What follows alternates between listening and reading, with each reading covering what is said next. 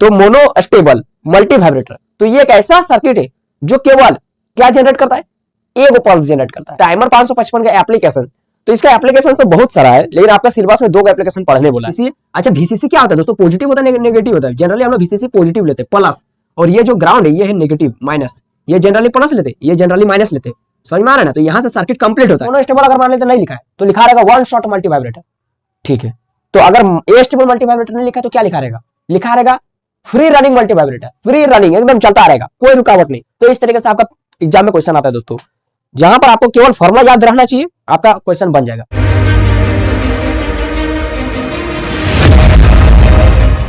Hello दोस्तों, क्या हाल चाल, सब बढ़िया ना। मेरा नाम है रुपेश कुमार महतो और आप सभी का हमारे अपने प्यारा से यूट्यूब चैनल में बहुत बहुत स्वागत है। दोस्तों आज की वीडियो में हम लोग लेकर आ चुके हैं डिप्लोमा 3rd सेमेस्टर का एनालॉग एंड डिजिटल इलेक्ट्रॉनिक्स में जो दोस्तों आपका नेक्स्ट जो टॉपिक है वो है आपका एप्लीकेशंस ऑफ 555 टाइमर, और ये आज का आपका एनालॉग इलेक्ट्रॉनिक्स में सबसे लास्ट टॉपिक है, सबसे लास्ट। मतलब आज की वीडियो के बाद आपका एनालॉग इलेक्ट्रॉनिक्स कंप्लीटली खत्म हो जाएगा, टोटली खत्म हो जाएगा पूरा, ठीक है। तो दोस्तों इससे पहले मैंने आपको 555 टाइमर क्या होता है, उसका ब्लॉक डायग्राम, उसका पिन डायग्राम, उसका वर्किंग सब कुछ मैंने आपको करवा दिया, ठीक है। तो अगर आप नहीं देखे तो प्रीवियस वीडियोस का लिंक डिस्क्रिप्शन बॉक्स में होगा, आप जरूर जाकर के वॉच कीजिएगा ताकि आपको समझ में भी आ जाएगा। या फिर अगर आपको पता है कि 555 टाइमर क्या होता है, ठीक है, आप इस वीडियो को देख सकते हैं। एप्लीकेशंस, तो दोस्तों इसमें हम लोग बात करेंगे एप्लीकेशंस के। टाइमर 555 का एप्लीकेशन, तो इसका एप्लीकेशन तो बहुत सारा है, लेकिन आपका सिलेबस में 2 एप्लीकेशन पढ़ने बोला है। एक मतलब मैंने आपको क्या बताया था, 555 टाइमर का यूज किस लिए किया जाता है, बहुत सारा मैंने आपको बताया था कि इसका यूज किया जाता है टाइम पल्सेस जनरेट करने के लिए, generally micro second pulse generate करने के लिए इसका इस्तेमाल किया जाता है। और क्या है इसका जो है ना, सबसे बेसिकली जो सबसे मोस्ट जो यूज होता है ना, डिजिटल सर्किट बनाने में, हाँ, बेस्ड ऑन डिजिटल क्लॉक्स, ये सब मैंने आपको बताया था।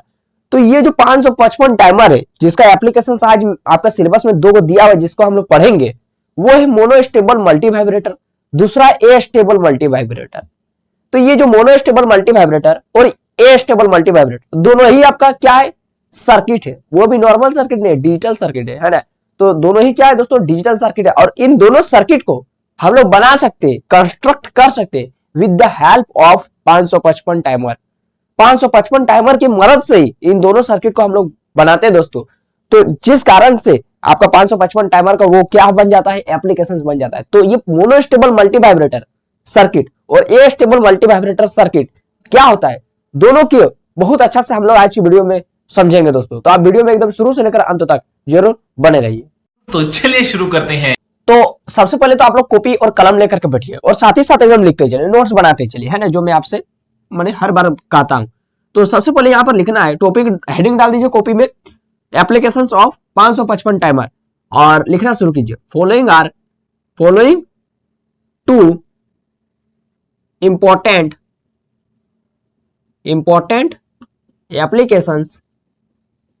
Applications of 555 timer is given below.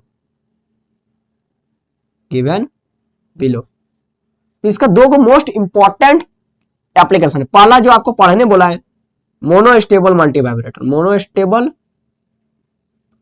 Multi vibrator. अब दोस्तों ये जो मोनो स्टेबल मल्टी वाइब्रेटर है, और दूसरा है ए स्टेबल मल्टी वाइब्रेटर। चलिए इसको लिख लीजिए, लिख लिए। अब पहला हेडिंग डाल दीजिए, पहला mono stable multi vibrator, mono stable multi vibrator. अब इसमें लिखेंगे, रुकिए पहले समझ लीजिए कि मोनो स्टेबल मल्टी वाइब्रेटर क्या होता है। तो मैंने क्या कहा, ये दोनों ही डिजिटल सर्किट है। तो मोनो स्टेबल मल्टी वाइब्रेटर ये एक ऐसा सर्किट है जो, देखिए नाम में क्या छिपा, मोनो का क्या मतलब होता है, मोनो का मतलब होता है दोस्तों सिंगल, एक। मोनो का मतलब होता है वन, सिंगल, वन।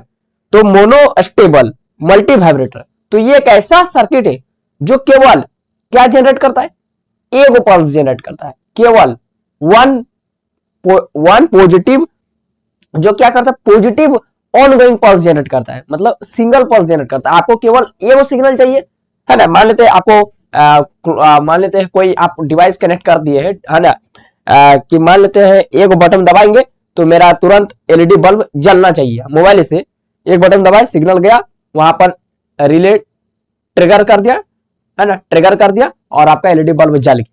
तो वहां पर एलईडी बल्ब तब तक नहीं जला जब तक कि उसको सप्लाई नहीं दिए। तो जैसे यह मोबाइल से हम ऑन किए, क्लिक कर दिया उस बटन को, तो वहां पर रिले को क्या मिल गया, सिग्नल मिल गया, और वो रिले क्या कट से दबा दिया है ना, मतलब वो क्या कर दिया, ट्रिगर कर दिया है ना, मतलब पावर सप्लाई को तुरंत दे दिया। तो तुरंत जैसे दे दिया तो तैसे वो सिग्नल उसको मिल गया, तैसे उसको एक पल्स मिल गया, पल्स है ना, पल्स मिल गया। तो वो पल्स क्या कर दिया, एलईडी बल्ब को जला दिया। या फिर हमको एक, जैसे कि आप लोग देखे होंगे, जैसे आप लोग देखे होंगे कि बड़े बड़े घर में, ये सब तो गांव देहात में नहीं होता है, कभी आप लोग शहर में जाके देखिए है ना, और वहां पर आपको जब किसी का घर घुसेंगे, कभी मेहमान वगैरह का घर घुसेंगे, तो वहां पर आप लोग सीधे घर नहीं घुसते, उसका घर का दरवाजा का ठीक बगल में एक बेल रहता है, बेल कि बेल को बजा करके अंदर घुसना रहता है। तो वो जो बेल को आप देखिए, वो बेल कैसा रहता है, जिस तरह आपका स्विच है उसी तरह रहता है, लेकिन वो क्या, स्विच को एक बार इस तरह नीचे दबा दिया तो नीचे रह जाता है, जबकि वो वाला क्या है, वो नीचे नहीं रहता, उसको एक बार दबा दिया तो फिर वो ऊपर उठ जाएगा, तुरंत दबाए सिग्नल चला गया उसके पास, जो भी घर में मेंबर है सबको सुनाई दे देगा, कि सुनाई दे दिया कि टिंग कुछ बजा, टिंग कुछ बजा, मतलब घर में माने द्वार में कोई है, तो सिग्नल पहुंच गया कहां, पूरे घर में पहुंच गया, कि जो भी मेंबर है वो लोग जान लेगा है ना कि कोई आया है। तो एक बार दबाए फिर वो वापस उठ गया, जबकि हम लोग का घर वाला स्विच में क्या है, एक बार दबाए तो नीचे रह जाता है, वो ऊपर नहीं उठता, अपने से नहीं उठता स्विच को, फिर स्विच को ऑफ करना पड़ता है, ऊपर उठाते तो ऑफ होता है, नीचे करते तो ऑन हो जाता है।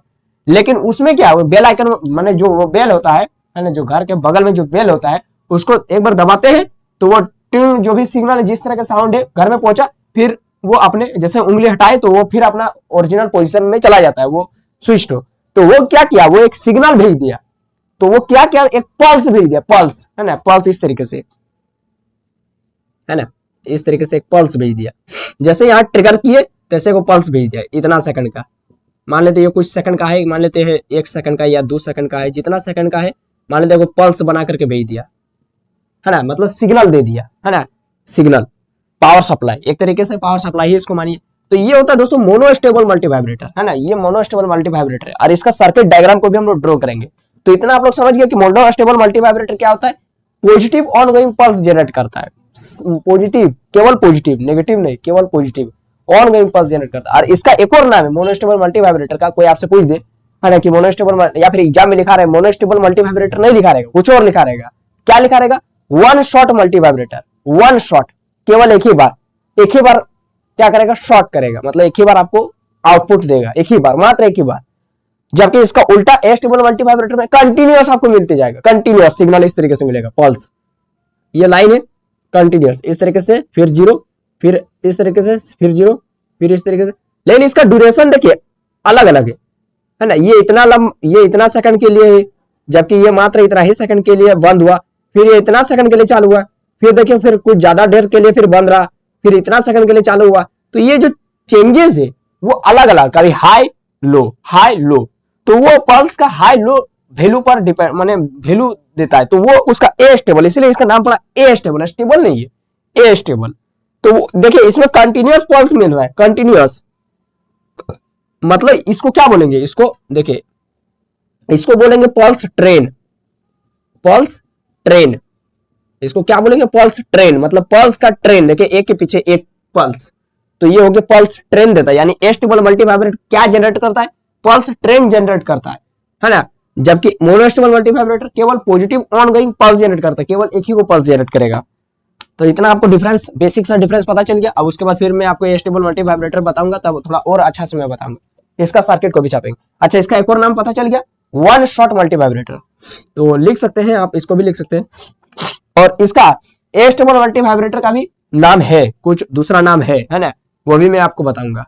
तो पहले इतना लिख लेते कि it is also known as, it is also known as one shot multivibrator, full stop. अच्छा, ये क्या है, it is a circuit, it is a circuit, यह एक ऐसा सर्किट है विच जनरेट जो क्या जनरेट करता है, विच जनरेट को जो क्या जनरेट करता है, which generates positive ongoing pulses, positive ongoing pulse of given duration by triggering the circuit. मैंने क्या कहा, सर्किट को ट्रिगर करके ये जनरेट किया है ना, ट्रिगर करके ये पूरा मैं आपको इसका सर्किट डायग्राम में अच्छा से इसको बता दूंगा, है ना। अच्छा तो it's circuit diagram is given below, it's circuit diagram is given below. ये सब आप लोग एकदम लिखते चलिए, जहां समझाने का रहेगा मैं आपको समझा दूंगा। पहले को यहाँ पर आउटपुट में देखिए कैसा मिलेगा, है ना। हमको अपना इच्छा अनुसार आप पल्स जनरेट कर सकते हैं। मान लेते इतना सेकंड का आप लोग पल्स जनरेट किए, ये एक पल्स है पॉजिटिव पल्स है। मान लेते 5 वोल्ट का पल्स जनरेट किए कि हमको 5 वोल्ट का पल्स चाहिए, तो मिल गया पल्स, है ना। अब इसका सर्किट डायग्राम को ड्रॉ करते हैं। पहले इतना आप लोग नोट कर लीजिए, तो पहले, है ना, इतना पहले लिख लीजिए। अब इसका सर्किट को ड्रॉ करते हैं दोस्तों। देखिए मोनोस्टेबल मल्टी वाइब्रेटर का सर्किट कैसा आता है वो देखिए। ये क्या है, 555 टाइमर ही है ना, हाँ, तो उसी से बना है।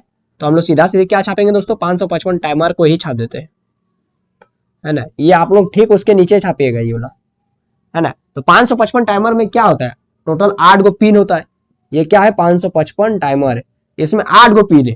एक गो पिन यहाँ है, pin number 1, pin number 2 trigger pin, pin number 3 output मिलेगा, पिन नंबर 4 रीसेट करने के लिए, पिन नंबर 5 कंट्रोल वोल्टेज, यहाँ पर वोल्टेज को कंट्रोल करने के लिए। जनरली इसका यूज नहीं किया जाता है ना, जनरली माने मोस्टली इसका यूज नहीं किया जाता है।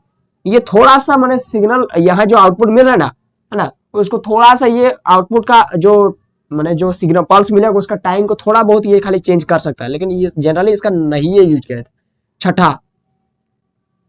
छठा है थ्रेशोल्ड वोल्टेज, इसको थोड़ा ऊपर लिखते हैं। छठा है threshold voltage, threshold voltage pin. और सातवां है दोस्तों, सातवां है आपका, इस 2 के सीधा में लिखिएगा, सातवां आपका डिस्चार्जिंग पिन।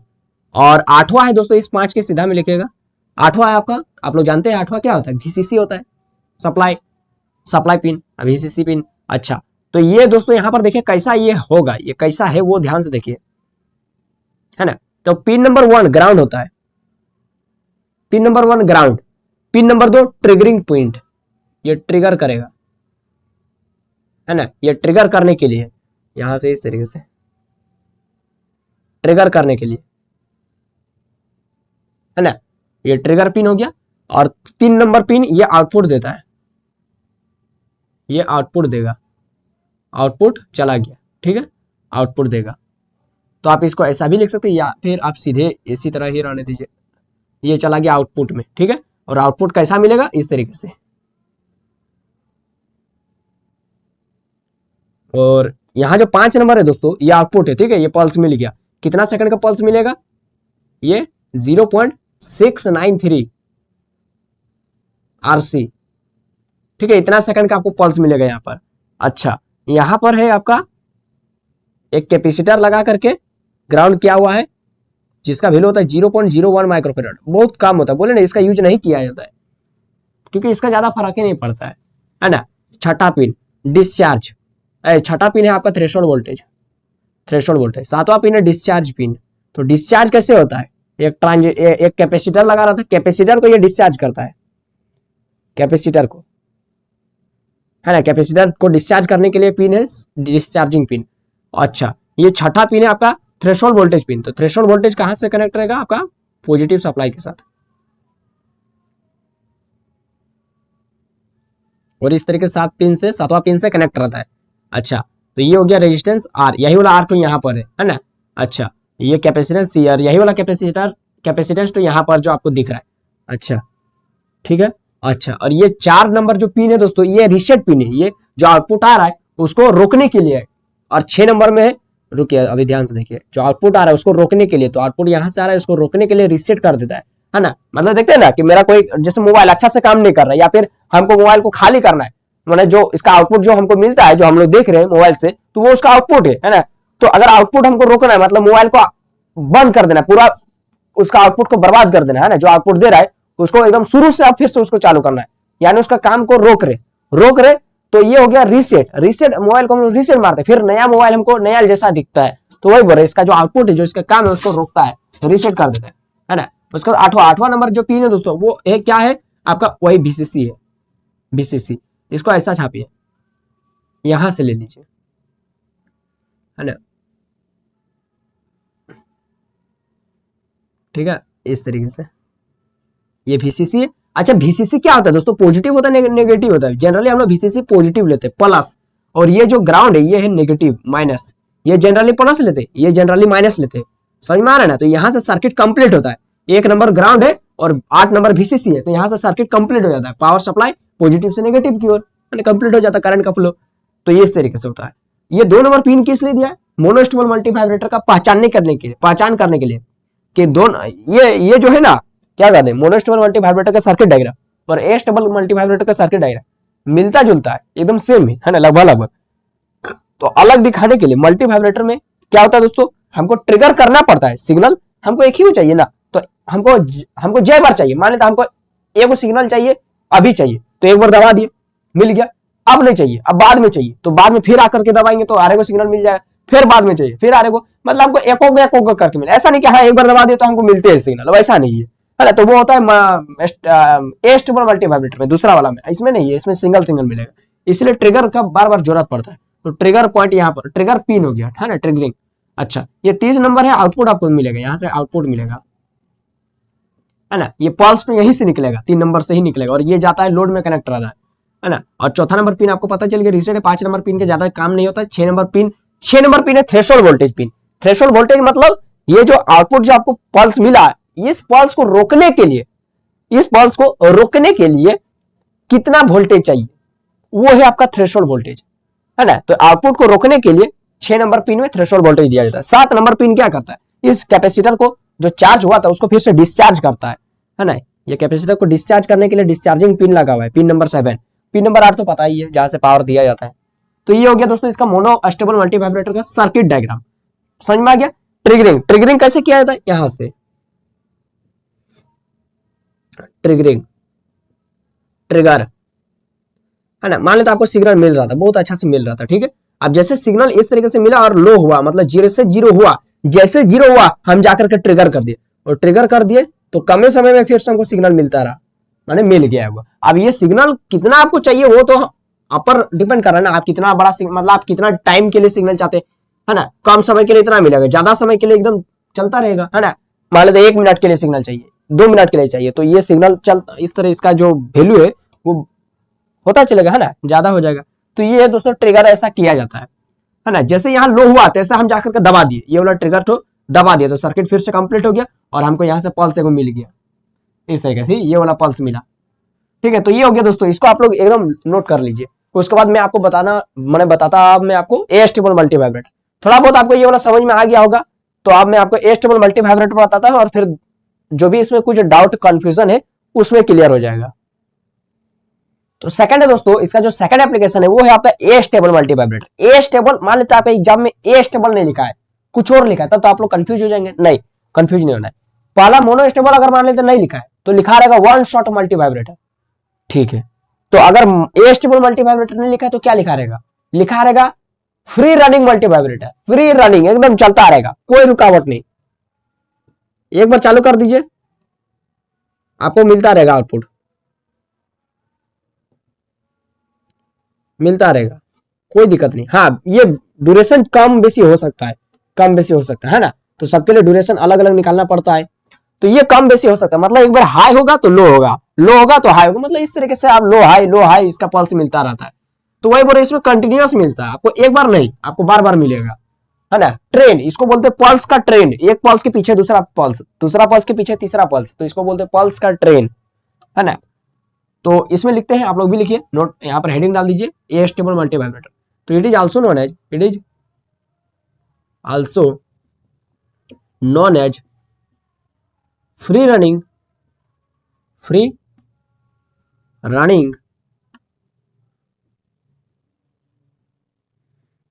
मल्टीवाइब्रेटर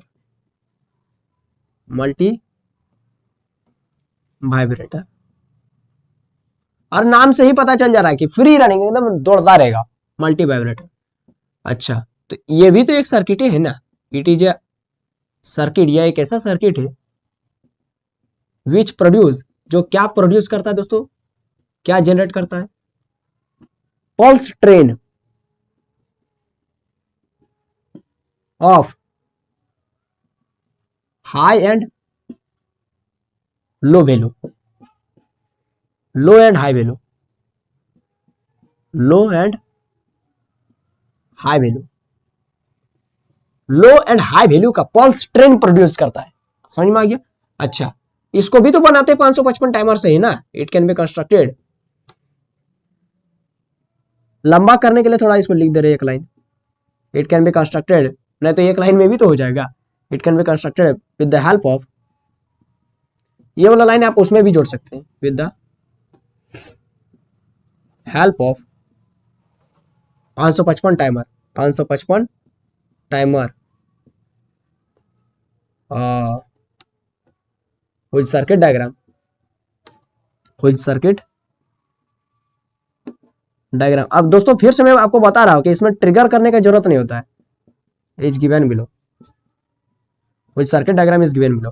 अच्छा, इसका सर्किट डायग्राम को पहले ड्रॉ करेंगे, पहले ये समझ लीजिए, मतलब जो मैंने आपको बताया उसको भी लिख लीजिएगा यहाँ पर।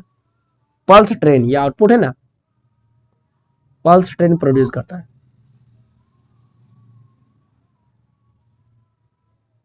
तो ये हो, यहां से यहां तक देखिए, है ना, ऐसा, हाँ, यहां से यहां तक देखिए, ये टी ऑन है।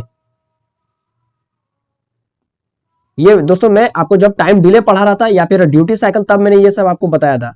यहां से यहां तक ऑन है, तो यहां से यहां तक क्या है, ऑफ है, टी ऑफ, टी ऑफ, है ना, यहां से यहां तक टी ऑफ है, फिर यहां से यहां तक टी ऑन है। माने टी ऑन और टी ऑफ का मतलब क्या था, ये जो कितना टाइम तक आउटपुट दे रहा है और कितना टाइम तक आउटपुट नहीं दे रहा है, मतलब आप कितना देर तक काम कर रहे और कितना देर तक काम नहीं कर रहे। ये ऊपर जा रहा है मतलब काम कर रहा है, नीचे जीरो जा रहा है इसका मतलब काम नहीं कर रहा है। तो कितना देर तक चालू है, तो टी ऑन, इतना समय तक, टी मतलब टाइम, इतना सेकंड तक ऑन है। टी ऑफ का मतलब इतना सेकंड तक नहीं ऑन है, यानी बंद है, ऑफ है, तो टी ऑफ, ये होता है इसमें कॉन्सेप्ट, है ना। तो यहां पर टी ऑन और टी ऑफ का वैल्यू होता है दोस्तों, ये टी ऑन और टी ऑफ का वैल्यू होता है। टी ऑन का जो वैल्यू होता है वो होता है 0.693 R1 प्लस R2 C। ये कहां से आया फॉर्मूला मैं आपको बता दूंगा, अभी घबराना नहीं, सब पर न्यूमेरिकल भी बनेगा। 0.693 R2C, R2C, ये R1 R2 क्या है सब मैं आपको इसका सर्किट डायग्राम में ड्रॉ करके बताऊंगा। तो आप पहले इतना पहले लिख तो लीजिए, उसके बाद मैं आपको सब कुछ बताऊंगा। पहले इतना लिख तो लीजिए, है ना। यहाँ पर आप लोग कितना वोल्ट का है, 5 वोल्ट का हमको आउटपुट मिल रहा है, ठीक है। अच्छा, चलिए अब इसका सर्किट डायग्राम को ड्रॉ करते हैं। तो ए स्टेबल मल्टी वाइब्रेटर का सर्किट डायग्राम कैसा था, एकदम सेम टू सेम वैसा ही है, थोड़ा सा चेंज है, थोड़ा सा चेंज है। अब क्या चेंज है वो तो आपको एकदम नजर तेज रखना ही पड़ेगा, तभी आप पकड़ पाएंगे। तो ये पिन नंबर 1 अभी भी वही है, ग्राउंड। पिन नंबर यहाँ 5, ज्यादा काम नहीं है इसका, इसको ग्राउंड कर देते हैं। और इस कैपेसिटेंस का वैल्यू 0.01 माइक्रोफैराड, बहुत कम होता है, बोला नहीं, ये ज्यादा फर्क नहीं, माने ज्यादा प्रभाव नहीं डाल पाता है। उसके बाद यहाँ पर पिन नंबर 4 रहता है, जो मेरा रीसेट पिन होता है, मैंने तो आपको बता दिया पहले ही, है ना। खाली पहचानिए नया कहां पर आ रहा है, ये पिन नंबर 8 है, ये VCC से कनेक्ट रहता है दोनों, है ना, VCC से कनेक्ट है। अब यहां पर पहचानिए कि कहां पर कुछ नया है। तो यहां से जो दोस्तों, यहां से पिन नंबर 3 आउटपुट गया है, आउटपुट, ये वो LED लगा देते हैं ताकि पता चलेगा, और इसको कर देते हैं ग्राउंड, ठीक है। यहां से हमको क्या मिलेगा दोस्तों, आउटपुट मिलेगा, है ना। अच्छा, तो अब यहां पर जो पिन नंबर 2 था, ट्रिगरिंग पिन, उसका जरूरत नहीं है, उसको यहां लगा देते हैं, है ना, इसको यहां लगा देते हैं। तो ये जो ट्रिगरिंग पिन नहीं है, अब ये दूसरा पिन बन गया, है ना। अच्छा, अब यहां पर क्योंकि इसमें जो कोई भी आपसे पूछेगा कि क्या ए स्टेबल मल्टी वाइब्रेटर में ट्रिगरिंग पिन होता है, ट्रिगर करने वाला पिन, बताना नहीं होता है। यहां पर अब जो 6 ऊपर में था, अब नीचे आ गया 6 और 7 चला गया ऊपर, तो अभी भी वही सब नाम है, 6 है तो आपका थ्रेशोल्ड वोल्टेज पिन, 7 है आपका डिस्चार्ज पिन। ठीक है, अच्छा डिस्चार्ज किसका होता है? एक कैपेसिटर का होता है डिस्चार्ज। तो पहले 7 को यहां से हम लोग क्या करेंगे, वीसीसी से कनेक्ट कर देते हैं, माने वीसीसी से, और साथ ही साथ एक रजिस्टर लगा करके, डायरेक्ट नहीं कनेक्ट किया जाता है ना। और यहाँ 6 और 7 के बीच में भी एक रजिस्टर लगा देते हैं। ये रजिस्टर का वैल्यू है R1 और ये रजिस्टर का वैल्यू है R2, और इसको फिर डायरेक्ट यहाँ पर एक कैपेसिटर लगा करके इसको ग्राउंड कर देते हैं। ठीक है, ये कैपेसिटर का वैल्यू C है। ठीक, अच्छा ठीक, R1 R2, यही वाला R1 R2 वहां पर था जो मैंने आपको दिखाया ना, वही वाला है। अब इसको ड्रॉ करना, ये वाला। यहाँ पर देखिए 2 नंबर पिन जो यहाँ था वो यहाँ आ गया, और यहाँ पर 2 नंबर पिन नहीं है क्योंकि इसमें ट्रिगर का जरूरत नहीं होता है। ट्रिगर वाला पिन को यहाँ पर ग्राउंड कर दिए कैपेसिटर से कनेक्ट करके। काम वही है, सेम टू सेम वही काम है ना। अच्छा, यहाँ से जो आउटपुट मिला दोस्तों वो ऐसा आउटपुट मिलेगा, ऐसा आउटपुट, ऐसा आउटपुट मिलेगा।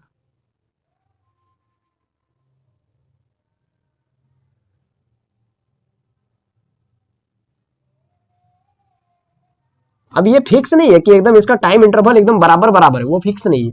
ये हाई लो है ना। मैंने आपको डिफिनेशन में लिखा है ना कि क्या क्या कि it is a circuit which produce pulse train of low और हाई वैल्यू, लो और हाई वैल्यू का पल्स ट्रेन प्रोड्यूस करता है। ये ट्रेन है ना, हाई और लो वैल्यू का पल्स ट्रेन। ये हाई वैल्यू है तो ये लो वैल्यू है ना, ये हाई तो इस तरीके से मतलब है, समझ जाइए आप लोग, है ना। अच्छा, तो यहाँ पर मैंने अभी आपको क्या बताया कि ये ऑन टाइम है, ये ऑफ टाइम है। ये यहाँ से यहाँ तक ऑन है, टी ऑन, और यहाँ से यहाँ तक अभी तक बंद है, मतलब काम नहीं कर रहा है। तो काम नहीं कर रहा है मतलब क्या, ऑफ टाइम, और काम कर रहा है मतलब क्या, ये इसका ड्यूटी टाइम है ना। तो इसका पूरा से, तो यहाँ से यहाँ तक पूरा जो टाइम कितना हुआ, टोटल टाइम टी, मतलब कितना देर काम किया, कितना देर काम नहीं किया, कितना देर तक सिग्नल दिया, मतलब आउटपुट दिया, पल्स दिया, कितना देर तक पल्स नहीं दिया, टोटल टाइम। तो इस टोटल टाइम को हम लोग कैलकुलेट करेंगे। तो टोटल पहले टी ऑन लिख लेते हैं। तो अभी मैंने क्या लिखा, 0.693 R1 प्लस R2 गुना C, है ना, और टी ऑफ बराबर 0.693, ये और ये वैल्यू एकदम सेम होता है, R2C। तो ये R1 R2 यही सब है, ये R1 ये R2। ठीक, अब पता चलिए, अब कंफ्यूजन दूर हो गया।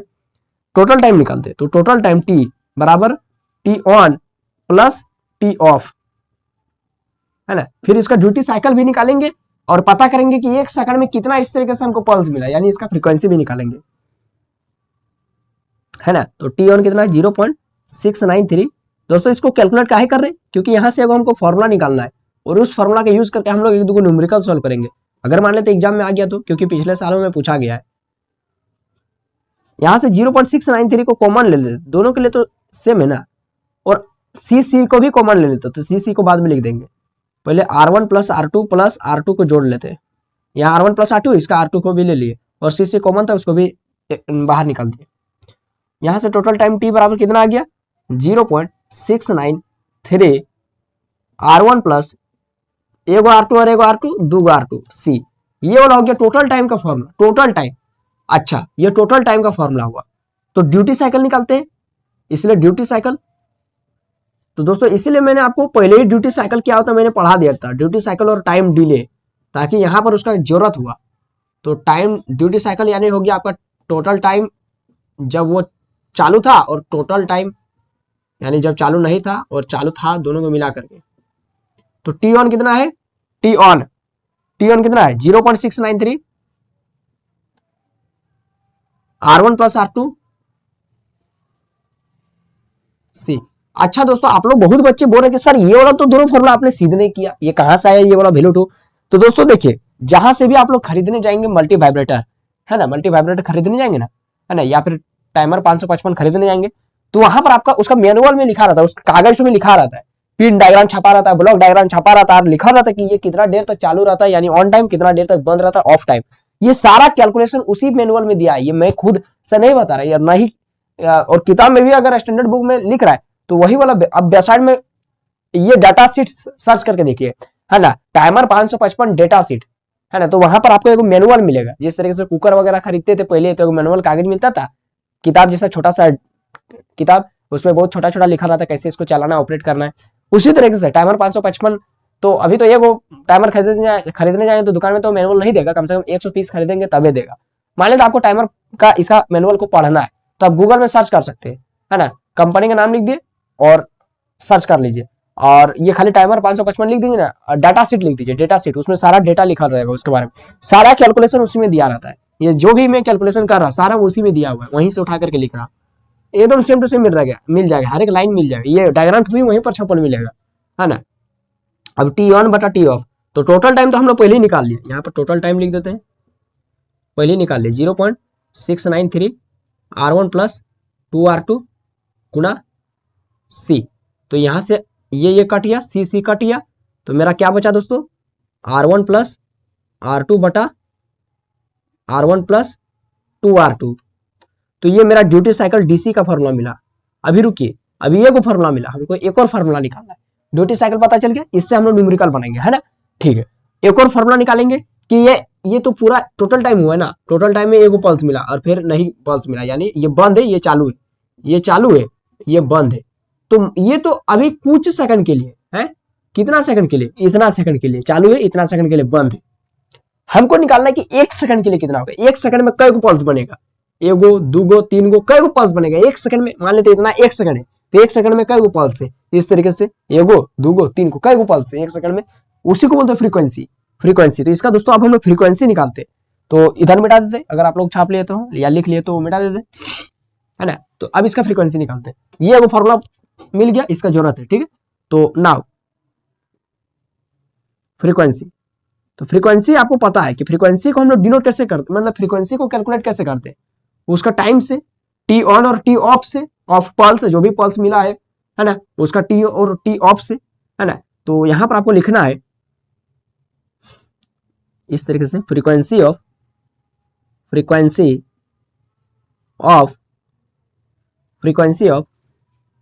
मोनोस्टेबल एस्टेबल मल्टी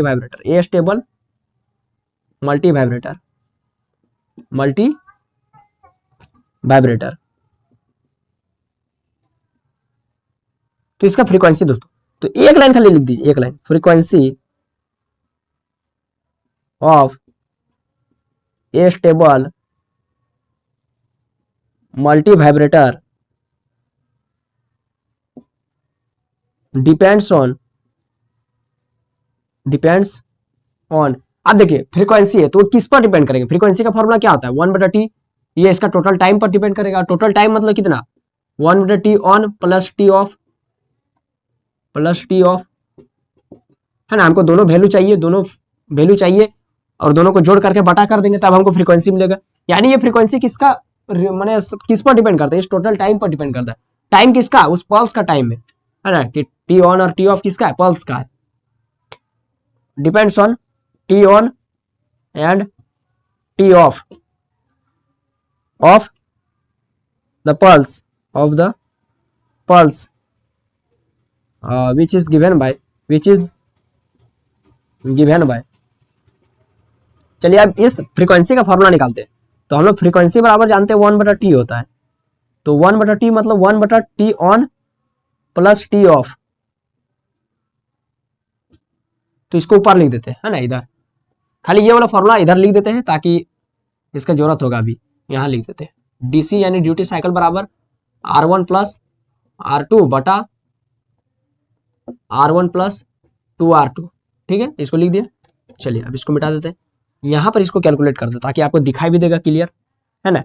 फ्रीक्वेंसी बराबर हो गया आपका कितना 1 बटा, अच्छा टी ऑन का मिटा दिया ना, अच्छा कोई बात नहीं, हमको याद है 0.693 R1 प्लस R2 गुना सी, है ना, प्लस अच्छा T on plus T of है, इतना छोड़िए ना, हमको सीधे इसका वैल्यू ये तो पता है, टोटल टाइम टी का वैल्यू पता है ना, है अभी तो कैलकुलेट किए थे, कितना आया था 0.693 को कॉमन लिए थे और R1 प्लस 2R2 हो गया था और C हुआ था।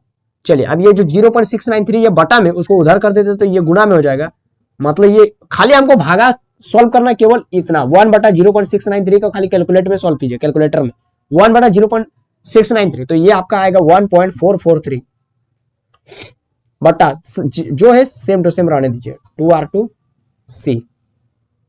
चलिए ये हो गया, ये मेरा फ्रीक्वेंसी का फॉर्मूला आ गया।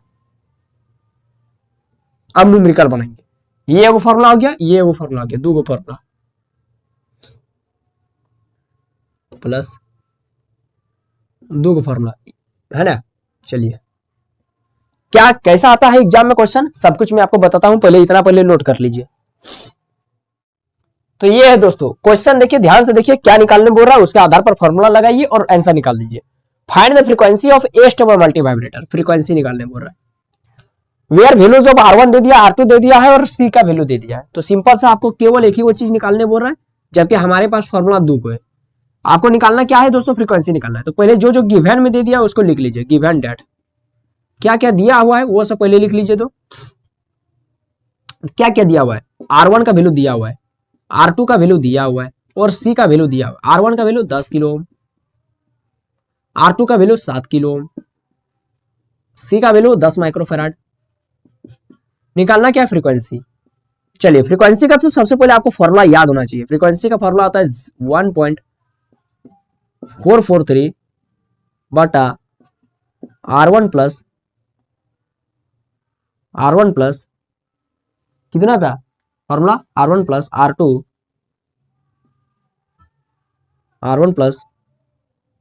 गुना C, R1 प्लस 2R2 गुना C। हाँ ठीक है, यही वाला था फॉर्मूला टोटल टाइम। अच्छा तो ये हो गया दोस्तों मेरा फ्रीक्वेंसी का जो है फॉर्मूला, वो लिख दिए। अब इसमें जो जो दिया हुआ वो सबको पहले लिख लीजिए, जहां पर जो दिया हुआ है। R1 का वैल्यू 10 किलो, किलो खाली लिख दीजिए बस, प्लस 2 गुना R2 7 किलो ब्रैकेट बंद गुना C 10 माइक्रोफैराड, तो माइक्रो खाली लिख दीजिए इस तरीके से। आगे सॉल्व कीजिए इसको, फ्रीक्वेंसी निकाल रहे हैं, ध्यान रखना है फ्रीक्वेंसी निकाल रहे हैं 1.443। ऐसा ही क्वेश्चन आपका एग्जाम में आता है दोस्तों, मैं बार बार बोल रहा, 10 किलो और 7 दूनी 14 किलो, तो 10 और 14 हो गया आपका 24 किलो, 24 किलो गुना 10 माइक्रोफैराड। अच्छा ठीक है, 7 दूनी 14 10 24 ठीक है, तो ये हो गया 1.443 बटा 24 गुना, किलो का मतलब होता है 10 का पावर 3 गुना 10 और माइक्रो का मतलब होता है 10 का पावर माइनस 6, तो 1.443 बटा 24 गुना 10 240 गुना 10 का पावर माइनस 3 और 10 का माइनस 6 और 10 का पावर प्लस 3, तो 10 का पावर माइनस 3। तो ये हो गया दोस्तों, इसको कैलकुलेट करते हैं और जो भी वैल्यू आएगा मैं आपको बता देता हूं। तो इसका सटीक सा आंसर है दोस्तों, सीधा सीधी इसका अप्रोक्स में आ जाता है, इस तरीके से अप्रोक्स में लिख दीजिए। 6 हर्ट्ज इसका आंसर है, फ्रीक्वेंसी दिया है 6 हर्ट्ज, ठीक है 6 हर्ट्ज, 6 हर्ट्ज 6 पॉइंट कुछ है, लेकिन अप्रोक्स में इसको हम 6 लिख सकते हैं, 6 हर्ट्ज। तो इस तरीके से आपका एग्जाम में क्वेश्चन आता है दोस्तों, जहां पर आपको केवल फॉर्मूला याद रहना चाहिए, आपका क्वेश्चन बन जाएगा। अगला क्वेश्चन बताता हूं जिसमें डीसी यानी ड्यूटी साइकिल और फ्रीक्वेंसी दोनों का फॉर्मूला काम में आ जाए, है ना, दोनों फॉर्मूला लग जाए, ऐसा न्यूमेरिकल बताता हूं। तो नेक्स्ट क्वेश्चन है दोस्तों ये वाला, देखिए तो क्या निकालने बोल रहा है कि फाइंड फ्रीक्वेंसी, फ्रीक्वेंसी निकालना है एंड ड्यूटी साइकिल। अच्छा ड्यूटी साइकिल दोनों दे दिए, चलिए ठीक है। और 555 astable multivibrator where R1 दे दिया है, ठीक है, R2 दे दिया और C का वैल्यू दे दिया। मतलब इसको अगर आप लोग सकिएगा तो वीडियो को पॉज करके खुद से बना करके आंसर लास्ट में मिला लीजिएगा कितना आ रहा है। इसको हम लोग बनाते हैं, फ्रीक्वेंसी निकालना। पहले तो जो जो दिया हुआ उसको गिवन में लिख देते, गिवन डेट क्या क्या है, फ्रीक्वेंसी निकालना है, ड्यूटी साइकिल निकालना है। 555 ए स्टेबल मल्टी वाइब्रेटर का R1 दिया हुआ है, R2 दिया हुआ है और C का वैल्यू दिया हुआ है। R1 कितना दिया है 3 kilo ohm, 3 kilo ohm. R2 कितना दिया है 12 किलो ओम और C का वैल्यू 15 पिको फैराड। पिको का मतलब आपको पता होना चाहिए, पिको का मतलब उसका पावर -12 और पिको फैराड मतलब 10 का पावर -15 गुना 10 का पावर -12 फैराड। चलिए अब इसमें हम लोग जो जो निकालने बोला है, पहले फ्रीक्वेंसी एफ निकालने बोला, निकाल लेंगे। ड्यूटी साइकिल डीसी निकालने बोला, निकाल लेंगे, है ना। ड्यूटी साइकिल,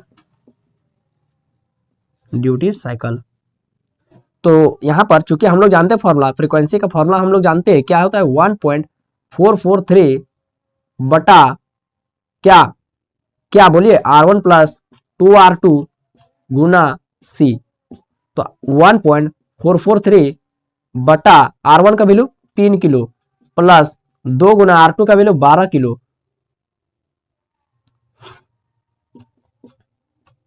C का वैल्यू 15 पिको फैराड, 15 गुना 10 का पावर, अच्छा पहले पिको लिख रहने दीजिए, पिको हमको निकालना है क्या फ्रीक्वेंसी, फ्रीक्वेंसी मतलब 1.443 डिवाइडेड बाय 12 दूनी 24, 24 और 3 27 किलो गुना 15 पिको, है ना।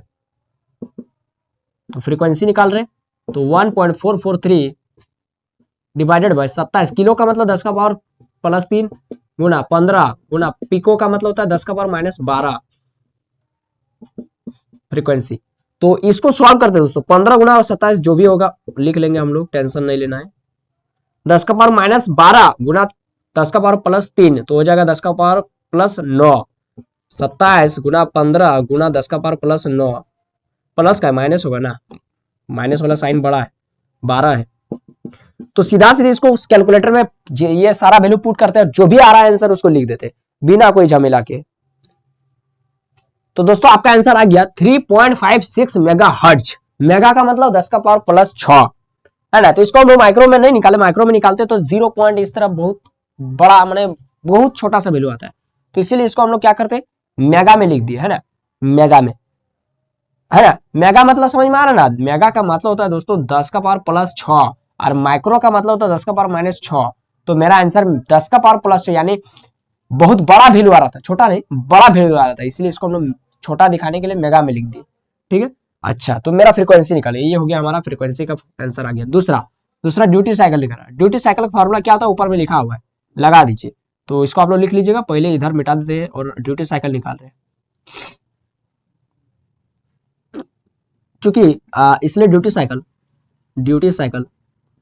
तो ड्यूटी या चूंकि ड्यूटी साइकिल का फॉर्मूला होता है, क्या होता है ड्यूटी साइकिल का formula, R1 plus R2 divided by R1 plus 2R2, यही वाला है ना, मिला लेते हैं, R1 प्लस R2 बटा R1 प्लस 2R2, ठीक है।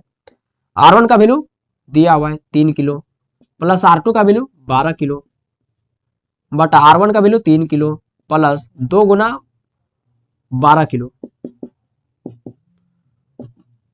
तो 12 और 3 हो गया आपका 15 किलो बटा 12 दिन 24 और 3 27 किलो, किलो से किलो खत्म, तो आपका आंसर आएगा 15 बटे 27। और जितना आंसर आ रहा है मैं आपको लिख करके यहाँ पर बता देता हूँ, ड्यूटी साइकिल यूनिट लेस से जो भी आएगा मैं आपको बता देता हूँ, है ना। मतलब ये आपका आएगा 0.555 इस तरह चलते रहेगा, तो उसको हम लोग क्या लिख दिए 55% लिख दिया, ठीक है। क्या लिख दिए 55% लिख दिया, क्योंकि ड्यूटी साइकिल यूनिट लेस होता है तो इसको हम लोग परसेंटेज भी दिखा सकते हैं, आंसर आ गया। इसको आप 55.56 भी लिख सकते, कोई दिक्कत नहीं।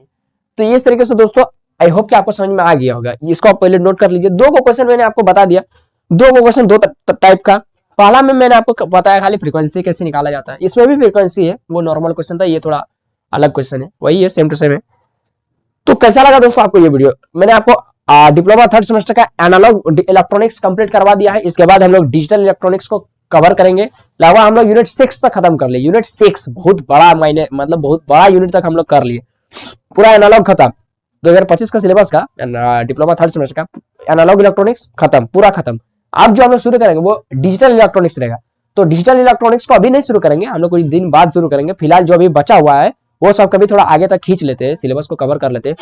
तो इसके बाद हम लोग देखेंगे जो ट्रांसमिशन डिस्ट्रीब्यूशन छोड़े हुए ना उसको भी कम से कम यूनिट 2 तक या 3 तक कंप्लीट कर लेते हैं।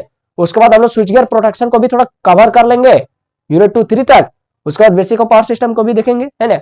उसके बाद लास्ट में फिर डिजिटल को भी पकड़ेंगे, डिजिटल को अभी नहीं करेंगे, बाद में करेंगे, बहुत समय हम लोग के पास, मार्च के लास्ट में एग्जाम होगा, घबराना नहीं, है ना। तो ये वीडियो आपको कैसा लगा, वीडियो पसंद आया तो लाइक कर दीजिए, चैनल पर नए आए तो सब्सक्राइब कर लीजिए ताकि आने वाला वीडियो का नोटिफिकेशन आपको मिल जाएगा। इसके लिए बेल आइकन को भी ऑल पर प्रेस कर लीजिए ताकि जैसे वीडियो पब्लिक होगा आपके मोबाइल पर नोटिफिकेशन मिल जाएगा, है ना। तो फिर मिलते हैं नए वीडियो में, तब तक आप लोग पढ़ते रहे। जय हिंद, वंदे मातरम।